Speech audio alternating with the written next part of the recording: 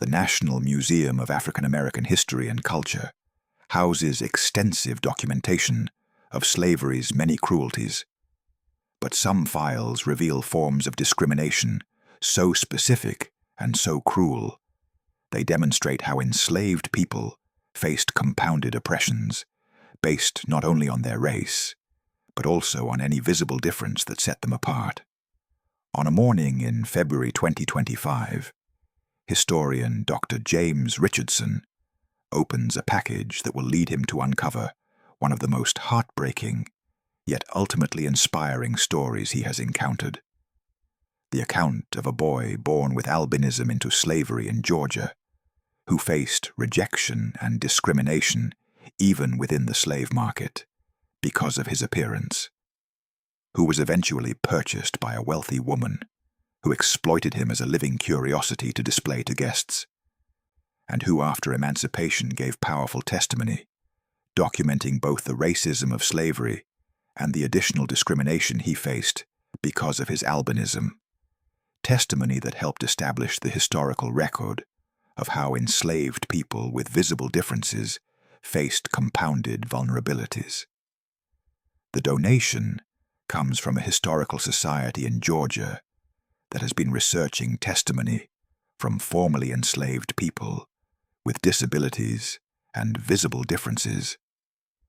The letter explains that while examining Freedmen's Bureau records from the late 1860s, researchers discovered extensive testimony from a man named Samuel, who described being born with albinism into slavery, facing rejection from multiple potential purchasers who considered him defective or cursed, being purchased by a wealthy plantation owner's wife who kept him as a household curiosity, and surviving years of exploitation before gaining freedom and building a life despite continued discrimination. James carefully removes the materials from their archival box. The first item is a photograph styled to resemble an 1880s formal studio portrait, showing a heavy-set white woman seated in an ornate high-backed chair, while a young black child with albinism sits rigidly beside her. The woman's posture is imposing, shoulders squared, hands placed with deliberate authority, one resting heavily on the child's small shoulder. Her expression is stern, her eyes fixed directly on the camera with an intensity that suggests ownership rather than affection. She wears an elaborate dark satin dress with decorative pleating. Beside her, the child sits upright, with hands clasped tightly in his lap. His expression is wary, eyes wide, lips slightly parted, posture stiff. His clothing is plain and utilitarian, contrasting sharply with the woman's elaborate dress. His pale skin and white hair stand out starkly. Behind them, the room is furnished with polished wood, books, and scientific instruments. A private study or office suggesting authority and intellect. What strikes James most powerfully is the child's expression. Wary, tense, uncertain. This is not a child being lovingly photographed with a caregiver. This is a child being displayed, documented as property, posed as a curiosity. James turns the photograph over. Written on the back in faded ink, Samuel and Mrs. Margaret Thornton, Georgia, 1858. Samuel was born with albinism and was considered unsellable by slave traders due to prejudices about his appearance. Mrs. Thornton purchased him in 1856 when he was approximately 8 years old and kept him as a household curiosity, displaying him to guests. After emancipation, Samuel gave detailed testimony documenting the double discrimination he faced, both as an enslaved person and as someone with albinism. And below that, in different handwriting, added much later, he was rejected by multiple potential buyers who thought his appearance was a sign of divine curse or defect. Mrs. Thornton bought him specifically because of his unusual appearance, keeping him on display like an exotic object. He survived by learning to navigate this exploitation. After freedom, he testified about facing discrimination even within slavery's already oppressive system. James reads the inscription 3 times, his chest tightening. Samuel had been born with albinism into slavery, already facing the horrors of bondage, but then facing additional discrimination and rejection because of his appearance. He had been purchased specifically to be displayed as a curiosity, exploited for his difference. And after emancipation, he had given testimony documenting this compounded oppression.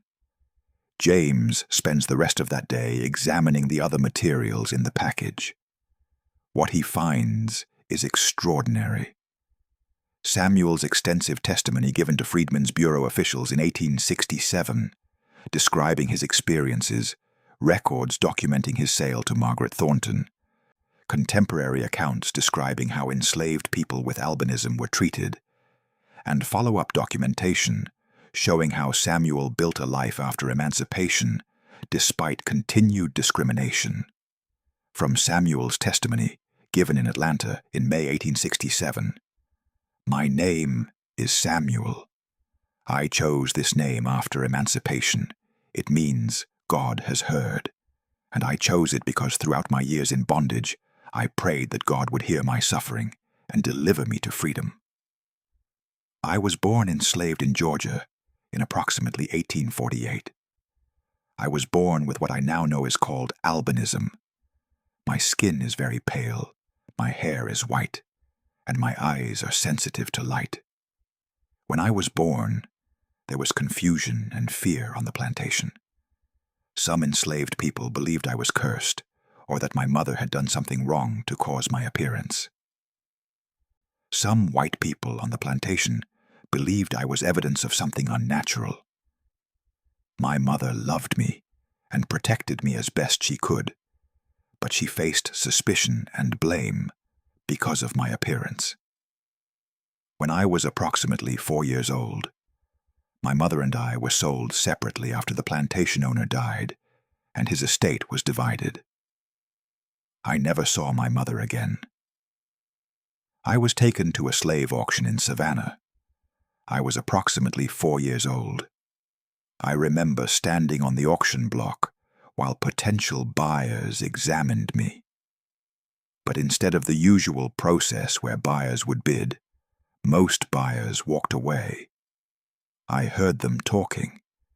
They said I looked sickly, that my appearance suggested I was defective, that buying me would be purchasing damaged goods. Some buyers expressed superstitious beliefs. They said my appearance was a sign of divine curse, that I might bring bad luck, that there was something unnatural about me. Others simply found my appearance disturbing and didn't want me on their property. I was not sold at that auction. The slave trader who owned me tried several more auctions over the next year, but at each auction, potential buyers rejected me. I was becoming what slave traders called unsellable, enslaved people who for various reasons could not be sold at market value or sometimes at all. For a young child, this experience was devastating.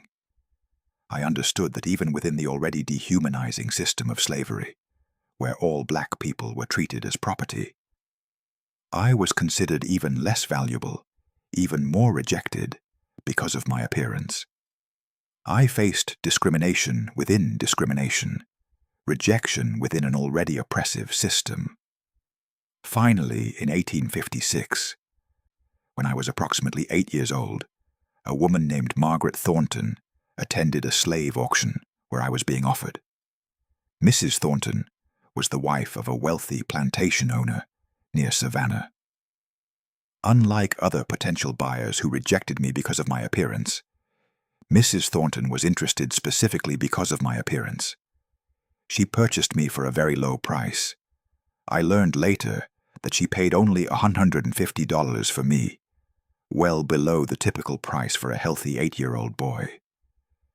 She purchased me not to work in fields or as a typical house servant, but to keep me as what she called a curiosity, a living display of something unusual that she could show to guests. Mrs. Thornton took me to her plantation and had me dressed in special clothes, much nicer than typical slave clothing. She would bring me into her parlor when she had guests visiting. She would have me stand in the room while she and her guests discussed my appearance.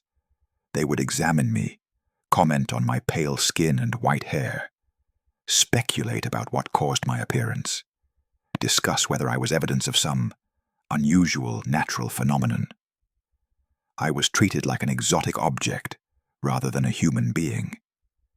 Mrs. Thornton would describe me to guests as her white Negro or her curiosity. She seemed to take pride in owning something unusual that other plantation owners did not have. The exploitation was psychological as much as physical. I was fed adequately and was not subjected to the kind of brutal physical labor that field workers endured. But I was constantly on display, constantly examined, constantly discussed, as if I were not present or could not understand what was being said about me. I was also isolated. Mrs. Thornton did not want me working alongside other enslaved people or developing normal relationships. She wanted to maintain my status as a special curiosity. This meant I had very few connections with other enslaved people and was lonely most of the time. As I grew older, I began to understand that Mrs. Thornton had purchased me, specifically because other buyers had rejected me. My unsellable status had made me valuable to her in a different way, not as labor, but as display. She exploited the very difference that had caused others to reject me. I also faced continued discrimination from some enslaved people who held the same superstitions and prejudices about my appearance that white people did. Some believed I was cursed or brought bad luck. Others simply found my appearance disturbing. I understood that I faced discrimination from both white and black people because of my albinism. Throughout my years with Mrs. Thornton, I survived by learning to be quiet and unobtrusive when I was not being displayed. I learned to read by secretly watching Mrs. Thornton's children during their lessons. I learned about the wider world by listening when guests discussed politics and news. I prepared myself for the possibility of freedom, even though I did not know when or if it would come. Emancipation came to Georgia in 1865, when I was approximately 17 years old. When Union forces arrived and announced that enslaved people were free, I left the Thornton plantation immediately. Mrs. Thornton tried to convince me to stay, offering to pay me wages, but I understood that she wanted to continue displaying me as a curiosity. I refused. Freedom brought new challenges. I still faced discrimination because of my appearance. Some formerly enslaved people were suspicious of me because I looked different. Some white people continued to view me as a curiosity or as something unnatural. Finding work was difficult because employers were uncertain about my abilities. But I persisted. I worked various jobs, as a laborer, as a domestic worker, as an assistant to a merchant who was willing to hire me despite my appearance. I saved money. I learned trades. I built a life. I am now giving this testimony because I want several things documented. First, I want the historical record to show that enslaved people with visible differences or disabilities faced compounded discrimination. We faced all the horrors of slavery that every enslaved person faced, plus additional rejection, exploitation, and dehumanization because of our differences.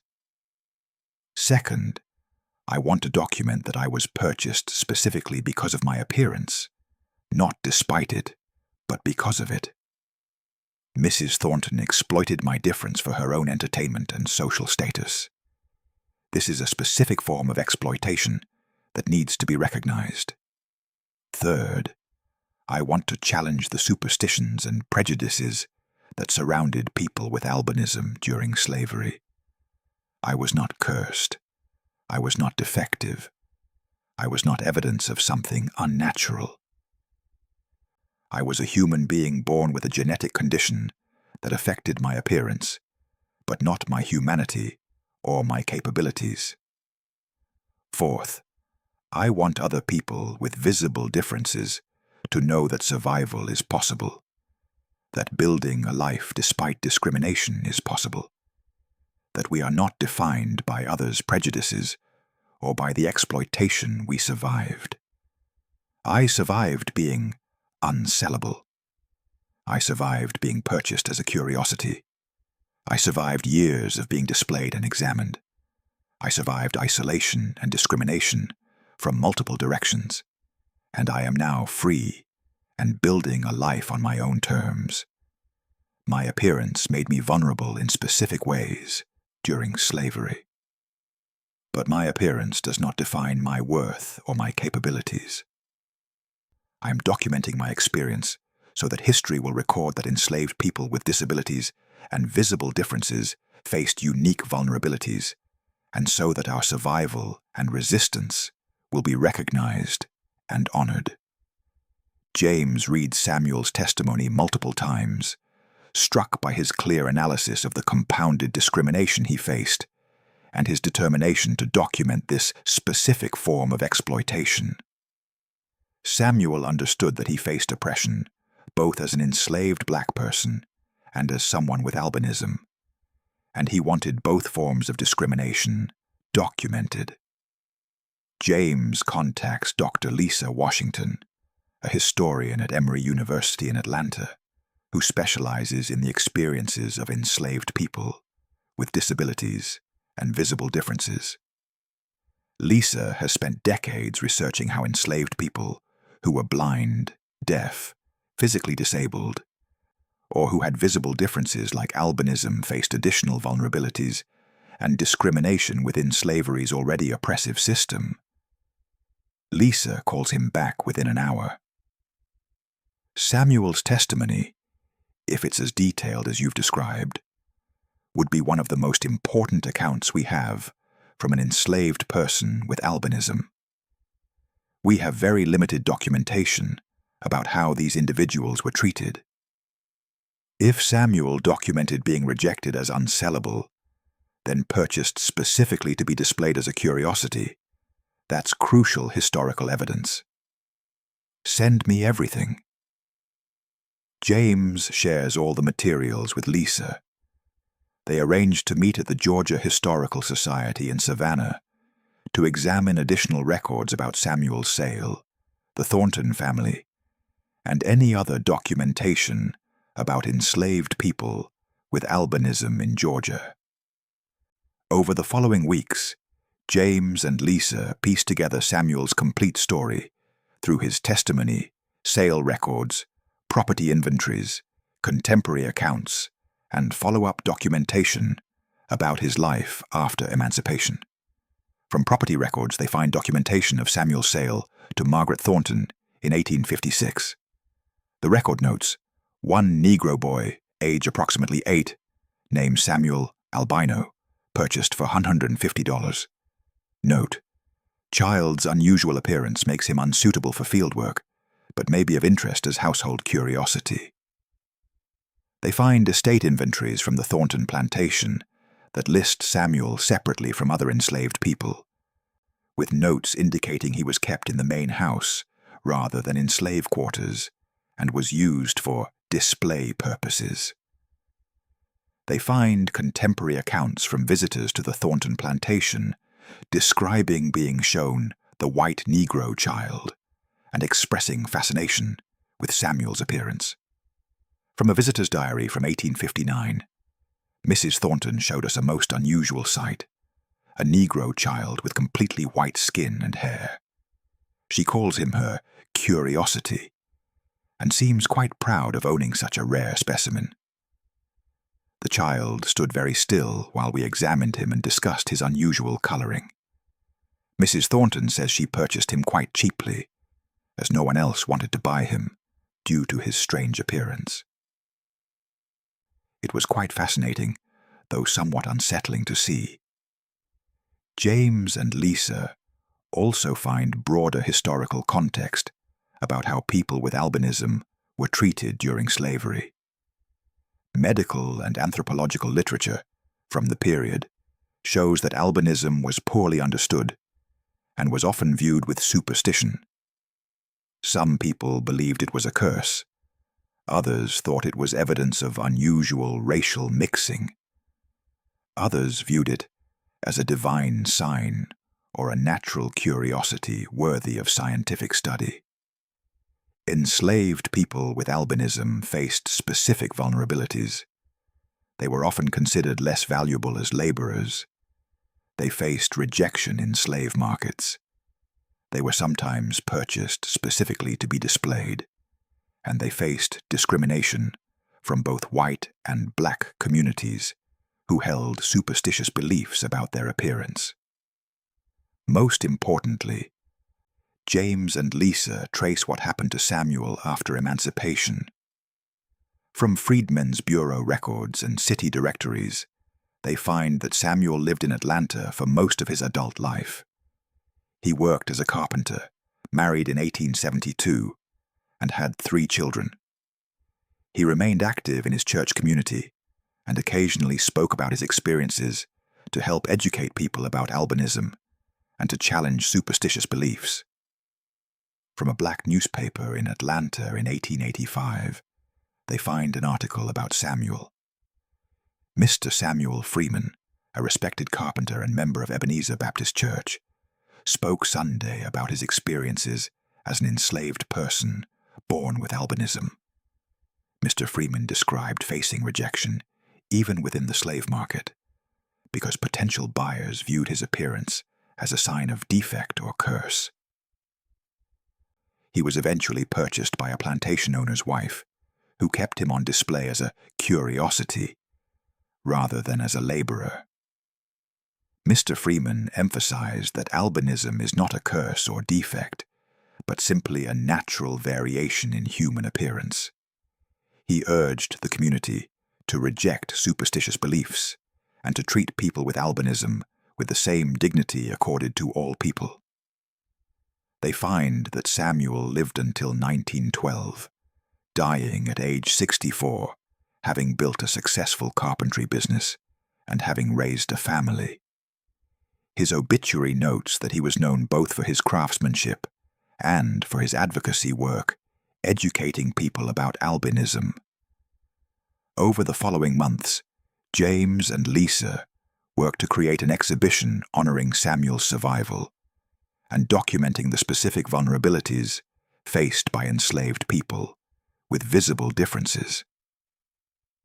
They work with medical historians to provide accurate information about albinism. They also work with the albinism community to ensure the exhibition is respectful and educational. 17 months after James first opened that package, the Smithsonian opens the exhibition, Double Discrimination, Samuel Freeman and the Experience of Enslaved People with Visible Differences.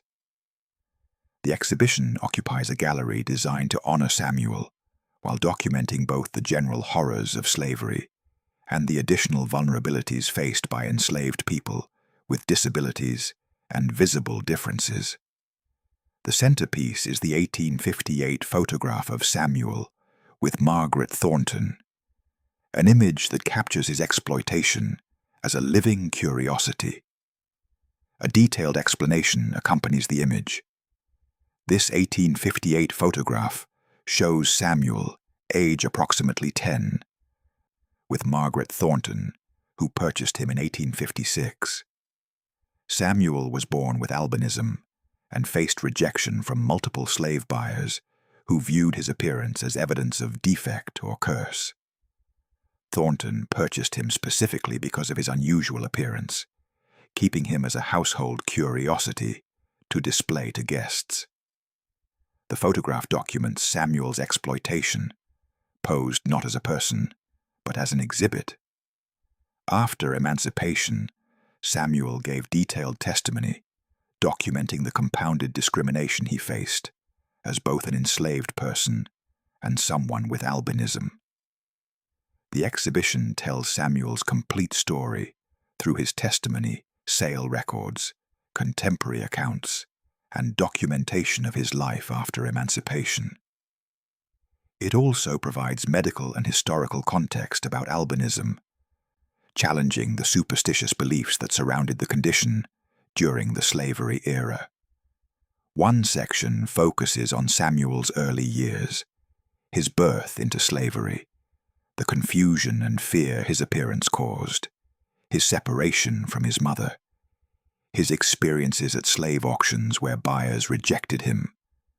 The exhibition documents how being unsellable meant facing rejection even within slavery's already dehumanizing system. Another section examines Samuel's exploitation by Margaret Thornton, how she purchased him specifically because of his appearance, how she displayed him to guests, how he was treated as a curiosity rather than as a person. Contemporary accounts from visitors who saw Samuel on display are presented to show how this exploitation operated. The exhibition includes a section on the broader experiences of enslaved people with visible differences and disabilities, using Samuel's testimony and other historical sources to document how these individuals faced compounded vulnerabilities.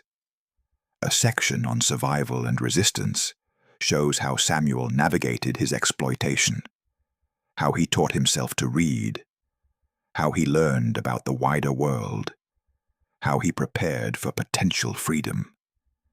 The exhibition emphasizes that survival itself was a form of resistance. The exhibition documents Samuel's life after emancipation, his work as a carpenter, his family, his advocacy to educate people about albinism and challenge superstitious beliefs, his success in building a life despite continued discrimination.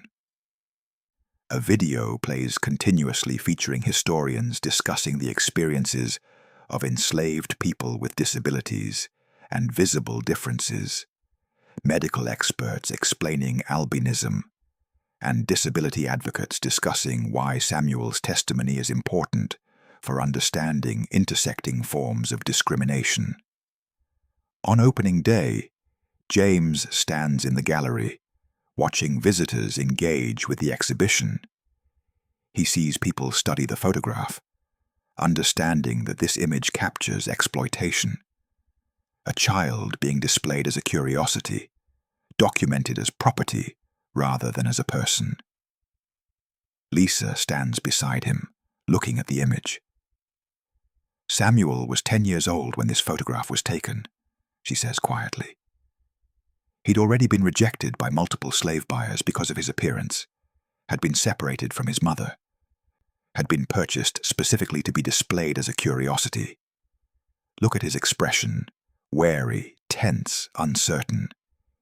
He's learned he's being viewed as an object rather than a person. But he survived this exploitation and went on to build a successful life in freedom. He documented his experiences so people would understand the compounded discrimination faced by enslaved people with visible differences. A young black man with albinism approaches them after spending a long time in the exhibition, emotion clear on his face. "Thank you for this," he says. "I have albinism, and I've faced discrimination and prejudice my entire life." Learning about Samuel, understanding that he faced this same discrimination during slavery, that he was rejected as unsellable, that he was purchased to be displayed like an exhibit, it's painful, but also powerful. Samuel survived and built a life. He worked to educate people and challenge superstitious beliefs. He proved that people with albinism are capable of everything, despite others' prejudices. That legacy matters. An elderly black woman stops to read Samuel's testimony for a long time. Samuel faced discrimination from multiple directions, she says thoughtfully. He faced all the horrors that every enslaved person faced, plus additional rejection because of his appearance. He was exploited specifically because he was different. But he survived, and he testified about his experiences, so this history wouldn't be forgotten. That took courage. A teacher with a group of students stops at the section about medical facts regarding albinism. "This is important educational content," she says. Students need to understand that albinism is simply a genetic condition affecting pigmentation. It's not a curse, not a defect, not something supernatural. Samuel worked to educate people about this during his life, and this exhibition continues that work. Throughout the day, visitors engage deeply with the exhibition, understanding that Samuel's story represents both the specific vulnerabilities faced by enslaved people with visible differences and the broader reality that slavery's cruelties were compounded for anyone who faced additional forms of discrimination. As the museum prepares to close that evening, James walks through the gallery one more time. He stops in front of the photograph, looking at young Samuel's wary expression. He thinks about Samuel's life, born with albinism into slavery, facing rejection and superstition even as a small child, separated from his mother, rejected by multiple slave buyers who viewed him as defective or cursed, purchased finally by Margaret Thornton, specifically to be displayed as a curiosity, spending years being exhibited to guests and discussed as if he were an object rather than a person. Surviving this exploitation through quiet resistance and preparation for potential freedom, gaining emancipation at age 17, building a successful life as a carpenter, raising a family, working to educate people about albinism and challenge prejudice, living until age 64, having proved that people with visible differences could thrive despite discrimination. He thinks about Margaret Thornton, who purchased Samuel, not despite his appearance, but because of it, who exploited his difference for her own entertainment and social status, who treated a child as a living curiosity rather than as a human being.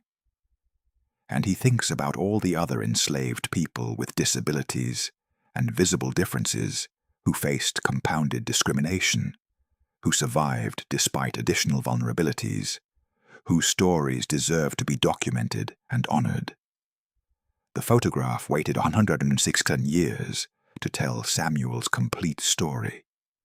The image that shows a wary child being displayed as property has become testimony to survival despite compounded discrimination, to the specific vulnerabilities faced by enslaved people with visible differences, and to one man's determination to document his experiences and challenge the prejudices that had caused him so much suffering. Now, the photograph and exhibition have fulfilled a purpose Samuel surely would have wanted. His story has been preserved and honored. His testimony about facing discrimination within discrimination has been recognized as crucial historical evidence. His survival and later advocacy have been celebrated, and future generations can understand that enslaved people with disabilities and visible differences faced unique vulnerabilities while also demonstrating extraordinary resilience. As visitors file past the image one last time, many stopping to look at Samuel's wary expression and see both his vulnerability as a child and his quiet strength, James reflects on all the other stories of enslaved people with disabilities and visible differences that deserve documentation. all the other examples of compounded discrimination that need to be recognized, all the other testimonies that prove slavery's cruelties were deepened for those who faced additional forms of rejection and exploitation. Samuel Freeman, born enslaved with albinism approximately 1848, faced rejection from multiple slave buyers who viewed his appearance as defect or curse. Purchased in 1856 by Margaret Thornton, specifically to be displayed as a household curiosity, survived years of exploitation and isolation, gained freedom in 1865, built successful life as carpenter in Atlanta, married and raised family, worked to educate people about albinism and challenge superstitious beliefs, lived until 1912 at age 64, having proved that people with visible differences could thrive despite discrimination. His story has been told. His survival and advocacy have been honored, and James is grateful to have played a part in ensuring that Samuel Freeman is remembered as someone who survived compounded discrimination, facing rejection even within slavery's already oppressive system because of his appearance, who was exploited specifically because he was different, and who after freedom worked tirelessly to educate people and challenge the prejudices that had caused him and others with albinism so much suffering, leaving a legacy that reminds us that discrimination operates in multiple, intersecting ways, and that documenting these experiences is essential for understanding the full scope of slavery's cruelties.